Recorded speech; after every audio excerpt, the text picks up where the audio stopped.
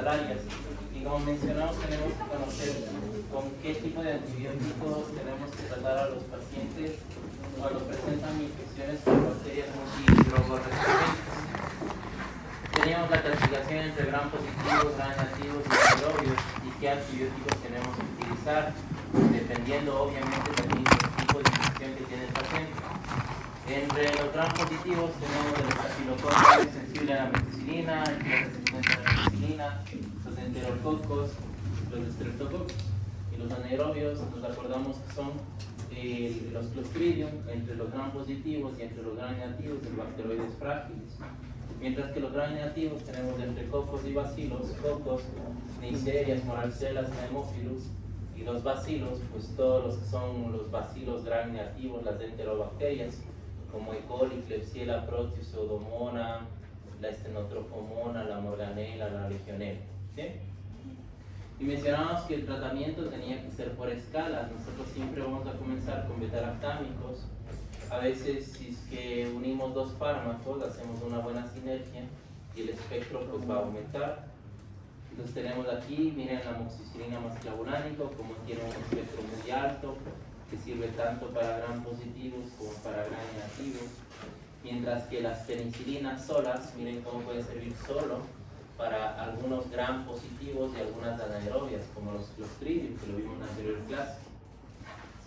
Mientras que para el audio resistente a la methicilina, recordar, al ser resistente a la methicilina, pues no puede servir ninguna penicilina y nos tenemos que ir con una clindamicina, vancomicina, linezolid, trimetoprim-sulfa, dapto, ¿sí?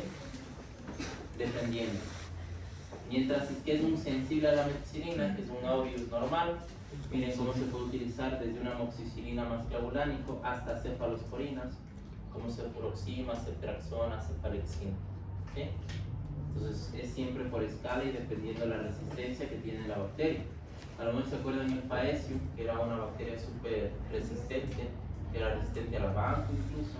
Miren cómo no se puede utilizar ningún beta-lactámico, pero sí se podría utilizar, por ejemplo, una tigecyclina, un linezolid, una daptomicina.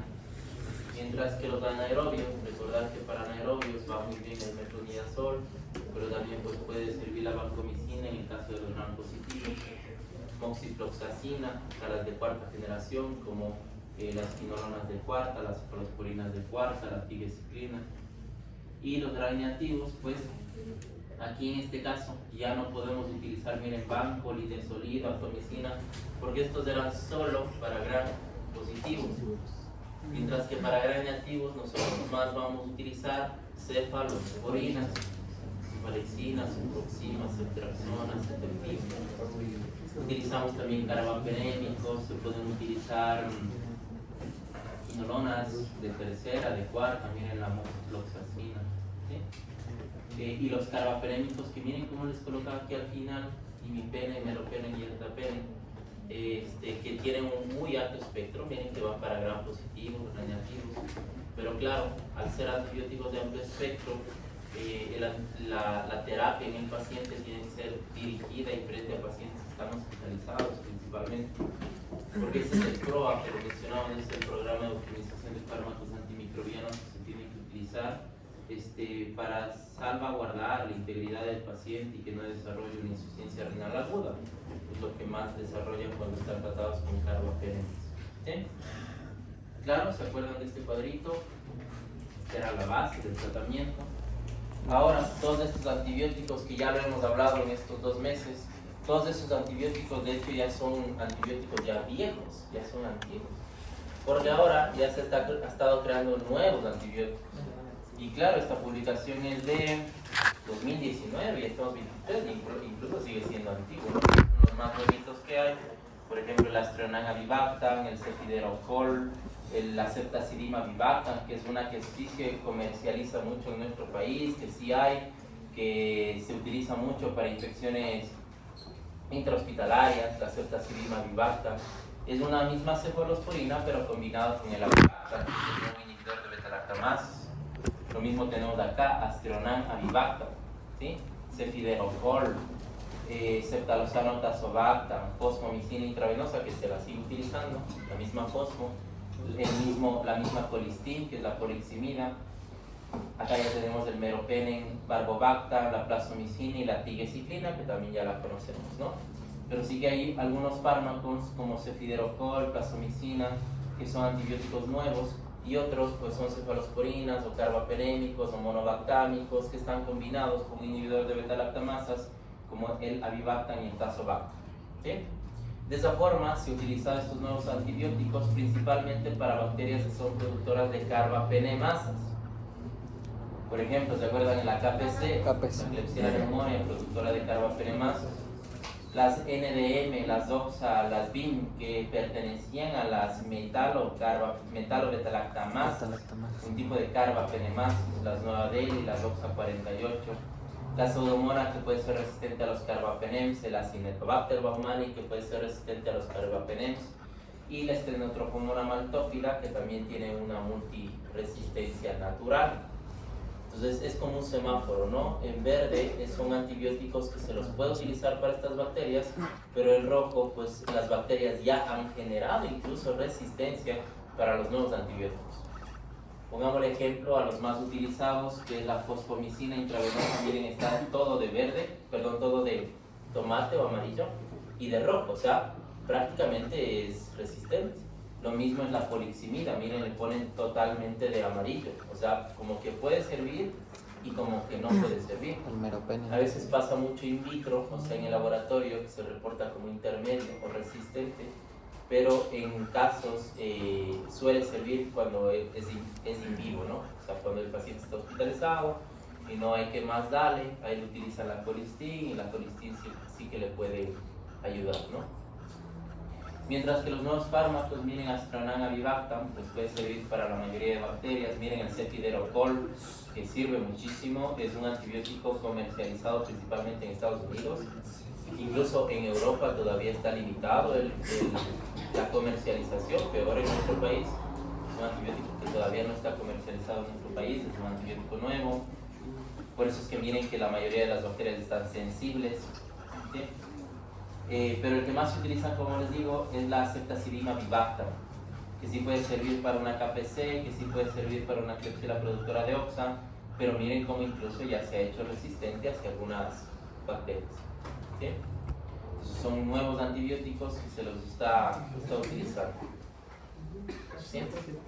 Lo mismo tenemos acá, miren, los antibióticos antiguos y cómo les coloca a los carbapenémicos, imipenem, meropenem, ertapenem, a la colistin, a la fosfo, a la metacina, a la gentamicina, que son aminoglucósidos, y a la tigecyclina, que son antibióticos que se los utiliza mucho en pacientes hospitalizados. Estos carbapenémicos, aminoglucósidos y la colistin se utiliza mucho en pacientes hospitalizados, pero recuerden que estos ya son antiguos, y los nuevos, miren cómo pueden servir en la mayoría de los casos para algunas bacterias, pero en otras ya se han hecho resistentes. ¿Sí? O sea, no existe ese cefiderocol aquí en Ecuador, no se comercializa. Es una cefalosporina. Sí. Esa es de quinta, sexta. Quinta. Entonces son antibióticos que principalmente son creados en Estados Unidos, pero se comercializan allá. Es difícil, en Europa también es difícil, o han llegado, pero es de difícil acceso a estos fármacos, a lo menos a este, ¿no? Hay al avibactam, al meropenem, a la ceftazidima avibactam, eso sí se los comercializa, pero de igual forma son antibióticos que son costosos, ¿no? Entonces ese es el problema. Quizás en algún momento pues puedan comercializarse en nuestro país, pero ¿de qué sirve si las bacterias incluso van a generar igual resistencia a esos antibióticos? Entonces es prácticamente un ciclo, ¿no? Que si es que se crea un fármaco, pues la bacteria va a seguir siendo resistente.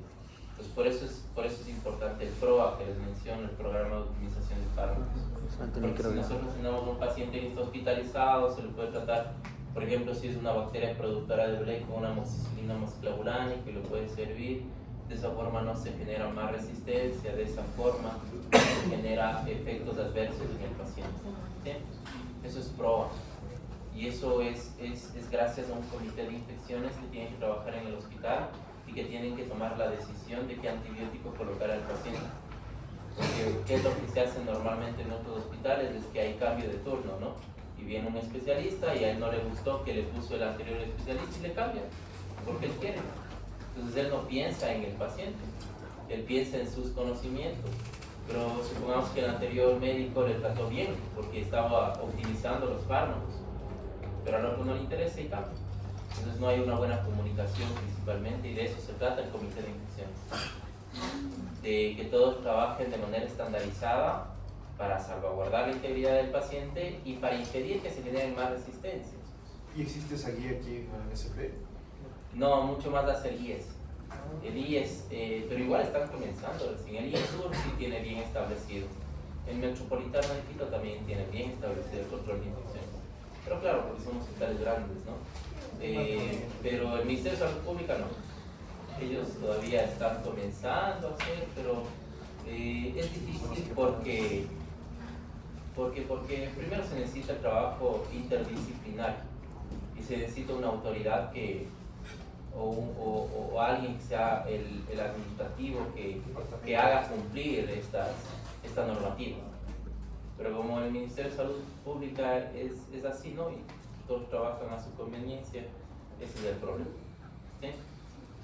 Entonces sería también muchísima la concientización del personal sanitario. Nos quedamos acá, ¿no? Y vimos cómo las bacterias generan mucha resistencia y cómo ustedes como médicos tienen que interpretar muy bien un antibiograma y de esa forma poder tratar al paciente, ¿no? Por ejemplo, si es que se hace una aspirado traqueal en un paciente, un lavado bronquialveolar y pues sale un tipo de bacteria, tenemos que ver a qué tipo de antibiótico es sensible o resistente y de esa forma también qué antibiótico nosotros poder utilizar frente a ese paciente, ¿no? Por ejemplo, mencionamos en esta Klebsiella pneumonia, que es una Klebsiella pneumonia que tiene una resistencia, por ejemplo, a la fosfo, a la gentamicina, a la amoxicilina más clavulánico, pero sí que es resistente a carbapenem, sí es resistente a la colistin, perdón, sí es sensible, y sí es sensible a la ceftazidima vivax. Entonces, en este caso, el mejor tratamiento que sería para el paciente tendría que ser una ceftazidima vivax, ¿no? Pero como les digo, en nuestro país sí hay, pero es muy caro, entonces también hay que ver la situación económica del paciente, de los familiares, de dónde está hospitalizado, para administrar ese fármaco. Si no tiene, por ejemplo, recursos económicos o no está el antibiótico por nuestra provincia, pues ahí sí sería, por ejemplo, un carbapenem, un meropenem, ¿no? Que sería el tratamiento de primera elección. Pero en el caso de que sea una bacteria que genere resistencia a las carbapenemasas, como por ejemplo esta que es una KPC, no se puede utilizar ni ertapenem, ni imipenem, ni meropenem porque es resistente a todo. No se puede utilizar ni piperacilina más tazobactam, ni amoxicilina más clavulánico porque es resistente. Entonces yo ya no podría utilizar un inhibidor de pared celular. Ceftazidima vivax sí se lo puede, ¿no? Pero como les digo, no se comercializa mucho. En este caso, ticarciclina, tigesiclina, podría ser, habría que ver si es que hay la ticarciclina para administrar al paciente. Y en el caso de que no haya, el único que esté intermedio más del actionam es la colistin, ¿no? Entonces en ese paciente sería el tratamiento de la colistin. Pese a que esté intermedio, como les digo, in vitro puede estar resistente, pero in vivo en el paciente pues puede salir adelante. ¿Sí? Y ya si no le hace efecto ya la ticarciclina de ley. Ahí sí de ley sería uno que esté sensible, pero habría que ver pues, si hay el fármaco o no hay el fármaco. Entonces normalmente supongamos que es un paciente de unos 50 años, todavía joven, ¿no? Relativamente joven, que hace una infección, una neumonía asociada a ventilación mecánica por una KPC y supongamos que está todo resistente, ¿le deja morir al paciente o no? No, o sea, le meten un cóctel antibiótico a ver cuál efecto. Le meten una colistin más un carbapenémico, o le meten fosfomicina más un aminoglucósido, a ver si es que hacen sinergia y a ver si es que tal vez le pegan a la bacteria. Que lo más probable es que en algunos casos le suele matar a la bacteria. Pero claro, al meter 3 o 4 antibióticos genera efectos genera una secundarios. insuficiencia renal. Entonces sale el paciente de la infección microbiana, pero hace una insuficiencia renal. Entonces ese también es el contra, ¿no? Por eso mencionamos que el manejo del paciente tiene que ser un balance entre la eficacia del antibiótico y la menor toxicidad. Se debería preguntar, por ejemplo, a los familiares que en caso de que salga así estos antibióticos que tal vez sean muy tóxicos, se les podría preguntar, ¿no?, si tienen recursos económicos, porque si hay la opción más sana y cara y ellos digan yo puedo comprar, claro, sería una opción más viable. Sí. Antes de mandarle a... Es lo que pasó, por ejemplo, en la pandemia de COVID. Insuficiente. Había muchas personas que estaban hospitalizadas y ahí no se les preguntaba pues si tenían recursos económicos. Se les mandaba a comprar ampollas de carbapenémicos, de imipenem, de meropenem principalmente. Y esas ampollas pues son caras y les tienen que administrar 3 veces al día, durante una o 2 semanas, a veces esta educación. Entonces ahí les salía, que he hecho unos me invento, ¿no? Cada ampolla unos $50, más o menos estaba entre 50 y 100. No sé muy bien el precio de las farmacias. Pero hagan cuenta, pues unos 8 por 3, 24, $240 al día. Entonces, 2 semanas. Y aparte no solo es de ese tratamiento, pues también tienen que administrarle con corticoides, por ejemplo, con anticoagulantes. Entonces ese era el problema también del tratamiento a los pacientes que estaban hospitalizados. Entonces algunos familiares no tenían los recursos económicos para comprar y pues ahí ¿qué hacía el médico? Si no le traen los antibióticos de afuera, pues ahí utiliza los que hay adentro, los que tienen farmacia. ¿Qué tienen farmacia? Colistin, pues puede tener levo, levofloxacina y utilizan eso, ¿sabes qué pasa? Ya no se puede hacer más, ¿no? ¿Sí? Pero ese es el problema de los fármacos. Entonces, a nivel de laboratorio, que ya hemos de hacer una práctica tal vez en unas 2 semanas cuando terminemos todo Bacter, a nivel de laboratorio es importante hacer el diagnóstico. Y el diagnóstico, como les he mencionado, ustedes tienen que mandar siempre a hacer un cultivo y un biograma. Tienen que mandar a hacer un cultivo dependiendo del lugar o dependiendo de la muestra del paciente, un cultivo para ver qué tipo de bacterias salen y un antibiograma para saber qué tipo de antibiótico utilizar, ¿no? Entonces, normalmente en los laboratorios que se hacen pruebas bioquímicas para saber qué tipo de bacteria es, se hacen pruebas de susceptibilidad antimicrobiana, que son estos antibiogramas, o lo mejor que se tendría que utilizar es equipos automatizados o técnicas mejor moleculares, ¿no? Porque siempre las técnicas moleculares son las pruebas por estándar para hacer la identificación del tipo de bacteria, porque se identifica mejor los genes de resistencia a los antibióticos. ¿Podría ser la PCR? Sí, se utiliza PCR. PCR para identificar reacción polimerasa de genes, para saber los genes que tienen las bacterias. ¿Se acuerdan de la resistencia? Que algunas bacterias tenían una resistencia natural, otras que tenían una resistencia a nivel cromosómico o a nivel plasmídico. Entonces esos genes se trata de identificar, ¿sí? Lo que pertenece al cromosoma del microorganismo. ¿Sí? ¿Claro? ¿Claro hasta ahí? Y yo no sé, la figura antiresistente, ¿cómo se le trataría en pacientes a esas personas? Ningún antibiótico. Eso les digo. Si es que, por ejemplo, a ti te entrega un antibiograma que es súper resistente a la bacteria, tendrías que utilizar un antibiótico de manera empírica, o sea, según los criterios de qué tipo de bacteria es, utilizar el fármaco. Por ejemplo, si tú tienes un paciente con una pielonefritis, ¿no? Que es una Escherichia coli, que le ves que es súper resistente y no tienes otro fármaco que utilizar. Querías una ciprofloxacina, así esté resistente en antibiogramas, que si ya no tienes otro, pues tendrías que irte con eso, ¿no? Un carbapenémico, a ver si le pega. Si es que no le pega, le hace más y más resistente. Ya no se puede hacer nada, ya no es culpa del artista. Ya no se puede hacer nada, así son las cosas. La inmunidad del paciente. No, ni la inmunidad, porque hay que matar a la bacteria. Ya si la inmunidad no ha actuado en todo este tiempo, mucho menos va a actuar en este momento, ¿no? Podemos pelear contra lo que ya está hecho. Entonces, Entonces eso ya es complejo. ya se le deja. O sea, no se le deja pues al paciente, hay que tratarle hasta que se pueda. Hasta que estire la pata.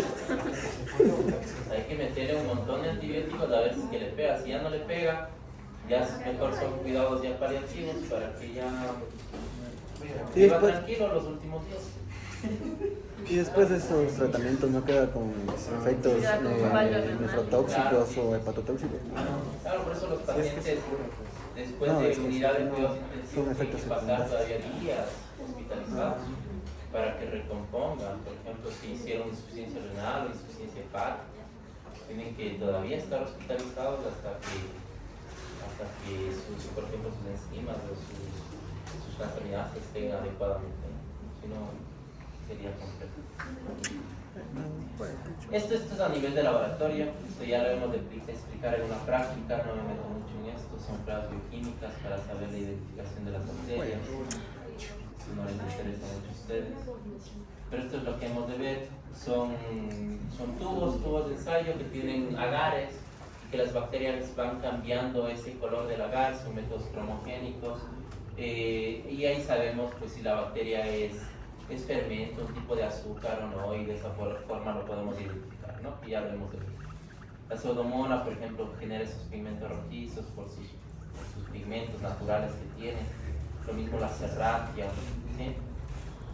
Ahí se ve diferentes pruebas bioquímicas como DCI, citrato, murielicina o los que son pruebas bioquímicas que permiten identificar a las bacterias, ¿no? No me meto mucho en eso. Ahí están las colonias de los microorganismos que también nos permiten identificarlas. Por ejemplo, aquí se ve un Proteus, el Proteus genera ese warming. El warming es como olas, ¿no? Como que la bacteria se está moviendo. ¿Por qué? Porque tiene flagelos y se mueven los medios de cultivo. Es el lavar chocolate, ¿sabes? ¿Sí? O por ejemplo acá la Klebsiella, que tiene la característica muchísimo que son colonias mucosas, como moco. Es lo clásico también de la Klebsiella. Los que fermentan lactosa, los que no fermentan lactosa, ahí está la clasificación, ¿se acuerdan? ¿Quién fermentaba lactosa? E. coli, Klebsiella, Citrobacter, Enterobacter, Serratia. Los que no fermentan lactosa, Proteus, Pseudomonas, Salmonella, Shigella, Yersinia. Entonces es por el color, más nos guiamos por el color porque son métodos cromogénicos, ¿no? Indolores. ¿Sí? Entonces, las bacterias o los microorganismos pues pueden sobrevivir mucho tiempo a nivel hospitalario y depende de muchos factores. Depende de la localización de las bacterias, en donde su microbiota, la temperatura en donde pueden proliferar, la humedad, la presión selectiva, la mala desinfección, la resistencia a los desinfectantes y la rotación de los pacientes. Por ejemplo, no es lo mismo un hospital de la sierra que de la Amazonía o de la costa, por el mismo hecho de la humedad y que las bacterias pueden sobrevivir mucho más tiempo, ¿no? Y a nivel hospitalario, ¿qué microorganismos sobreviven más tiempo? Lo hemos visto, Clostridium, las esporas de Clostridium, pues pueden sobrevivir 5 meses. Tenemos algunos gran negativos como Pseudomonas y Enterobacter, vienen de 6 horas a 16 meses o 3 días o 2 meses, Serratia. Siempre las levaduras, las esporas y los virus desnudos sobreviven mucho más tiempo porque su estructura es rica en proteínas y es más difícil de eliminarlos o son más resistentes a desinfectantes y a cloración. Por ejemplo, las levaduras de hongos hasta 120 días, rotavirus hasta 2 meses. Entonces son microorganismos que siguen proliferando a nivel hospitalario y que son microorganismos que generan esa infección en los pacientes. ¿Sí? Entonces, ¿cuáles son las estrategias para frenar o para controlar estas infecciones intrahospitalarias? Como les menciono, primerito es el trabajo interdisciplinario. Entonces no depende mucho tampoco del médico tratante, sino también depende de todos los profesionales que trabajan en la institución de salud. Una información permanente, o sea, todos tienen que conocer qué está pasando dentro del hospital, dentro de las salas, qué paciente tiene desinfección oportunista, obviamente para tener precaución, ¿no? Tiene que todo estar escrito o reportado en un informe, de igual forma porque hay cambio de turno y todos tienen que estar informados. Conocimiento, ¿no? Actividades siempre de capacitación, porque como hemos mencionado, la medicina siempre es basada en evidencia y hoy es una cosa y mañana pues puede ser otra cosa, entonces siempre tiene que haber una capacitación continua.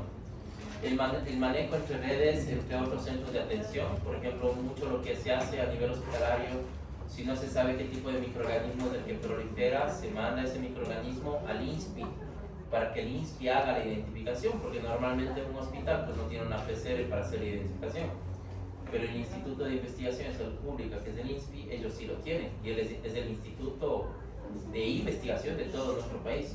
Entonces a ellos se tendría que mandar esa muestra para que se pueda hacer la identificación. El apoyo siempre con normas basadas en evidencia, como mencionamos. La mejor forma para prevenir IAS, el lavado de manos es lo más importante, es lo más fácil, barato y rápido que se puede hacer. El lavado de manos es importantísimo antes y después de manipular a un paciente. Como les digo, siempre hay que estarse lavando las manos, siempre a nivel hospitalario. Tanto para que no contagies a los pacientes como para que no te contagies tú. ¿Sí? Silencio. Un buen protocolo de sedación y esterilización. También tiene que haber protocolos de manejo del paciente, que hay muchos profesionales que a veces por cuestión que les toca de turno en ese momento, pues no están con las ideas claras de cómo se tiene que manipular a un paciente. Por ejemplo, por esa razón los protocolos siempre tienen que estar estandarizados y todos tienen que conocer el protocolo del manejo. Porque, por ejemplo, un paciente, una enfermera, pues puede estar manipulando a un paciente y realiza mal una asepsia en el tejido de ese paciente. Entonces ahí se genera la infección. O no está colocando de manera adecuada un catéter, ahí está la infección. O sea, ya se va a dar, porque se va a dar. Si trabajó mal, en cuestión de 3 días se va a dar una infección oportunista. Entonces los protocolos tienen que estar estandarizados. Directrices de manejo del paciente y la supervisión y el registro físico diario. ¿Sí? Entonces, a nivel de vigilancia epidemiológica hay que disminuir la incidencia de estas infecciones, hay que detectar los brotes a tiempo. Ya lo vimos cuando se generaban brotes. En pacientes que estaban con dispositivos extraños, ventilación mecánica, que estaban con catéter venoso central, que estaban con catéter urinario permanente, ellos se acuerdan como el cuadro clínico. Catéteres por más de 2 días de duración y que luego comience con fiebre y que luego comience con hipotensión, ¿se acuerdan? Estos son los criterios clínicos y los criterios también de laboratorio que se tienen que utilizar para los dos criterios correlacionar y hacer la identificación a tiempo. De esa forma nosotros sabemos que tal vez en unidad de cuidados intensivos, la cama número 5 del paciente tal está comenzando con una infección oportunista. ¿Qué tenemos que hacer ahí? Estamos detectando ya el brote, hay que coger a ese paciente y hay que aislarlo, porque si no va a contagiar a todos los demás. Y ahí sí hay que ver cómo se pudo haber dado ese tipo de infección. O sea, cómo se dio. Tal vez si es que alguien no utilizó las medidas de bioseguridad, tal vez si es que el personal de aseo no está trabajando de manera adecuada, tal vez si es que hay un ducto de aire en donde está esa bacteria que está contaminando a los pacientes, tal vez si es que el agua potable mismo de esa institución de salud tiene una Klebsiella y por ahí es el contagio. ¿Sí? Entonces hay que detectar los brotes a tiempo y hay que instaurar medidas de prevención. ¿Sí? Y para controlar todo esto, como les menciono, tienen que trabajar el comité de infecciones. El infectólogo a la cabeza, la parte de epidemiología, la parte de microbiología, la parte de farmacia, para controlar a estos pacientes. Realizar un buen programa de optimización de fármacos antimicrobianos, que es el PROA, las enfermedades del control de infecciones y el epidemiólogo para prevenir los brotes. Entonces, como conclusiones, estos microorganismos que se acuerdan que eran conocidos como los escape, ¿se acuerdan que los mencionamos en la pizarra? Sí. Enterobacter, Klebsiella, Proteus, Staphylococcus aureus, Enterococo y todas las AMC que también eran la Morganella, la Burkholderia, la Stenotrocomona. Son bacterias que generan mucha resistencia, son importantes a nivel intrahospitalario y que deben ser vigiladas de manera activa con notificación inmediata. Lo mismo estos microorganismos gram positivos y gram negativos con múltiple resistencia que se habitan o proliferan mucho más a nivel de hospitalización, de UCI o de neonatología. La resistencia antimicrobiana es una amenaza de salud pública por la tasa de mortalidad que se desencadena. La mejor forma es prevenir brotes de IAS con un trabajo multidisciplinario y con una vigilancia epidemiológica activa. y lo que se tiene que hacer es un buen diagnóstico, buen tratamiento que sea adecuado y oportuno. ¿Sí? ¿Claro? Entonces con esta clase, ¿sí? Entonces ahora vamos a ver sepsis.